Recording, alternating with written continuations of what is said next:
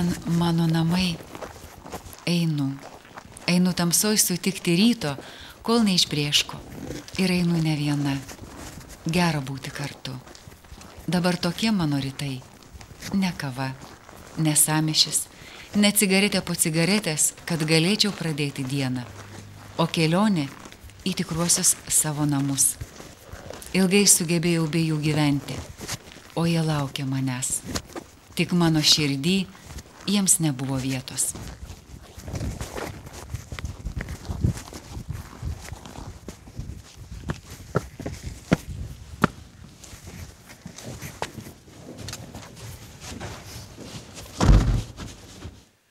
Garbiname tave, švenčiausiasis viešpatie Jėzau Kristau, čia ir visose tavo bažnyčiose, visame pasaulyje, ir šloviname tave, kad šventuoju kryžiumi atpirkai pasaulį. Išgelbėk nuo kraujo bausmės mane, Dieve, o mano vaduotojau Dieve. Prie naujos dienos slenksčio, kartu su broliais ir seserimis, atėjau pagarbinti viešpaties. Žinau, keista iš mano lūpų girdėti šiuos žodžius. Daugelį metų gyvenau kitaip, bet dabar esu čia ir mokausi, Kūrėjui dėkoti už gyvastį ir viltį. Suteik mums jėgų priimti kiekvieną sutiktą žmogų, suteik mums jėgų mylėti ir atleisti. Būk su mumis, viešpatie.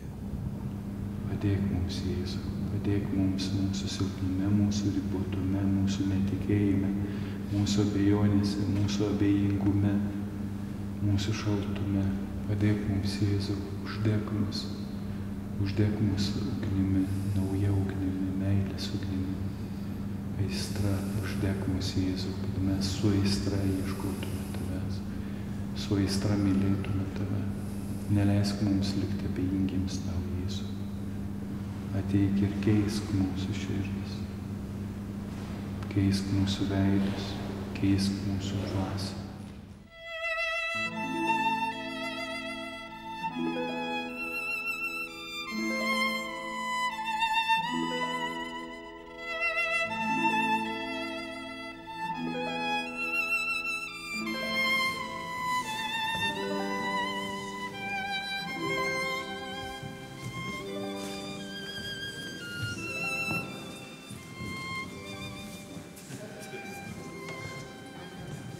Prieš 6 metų atvažiavau Pakūton.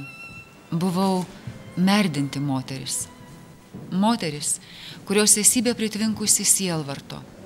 Jis persmelkė mane, įsigėrė mano veidą, akis, žvilgsnį. Buvau beviltė žmogista. Pakūtoje gimiau antrą kartą.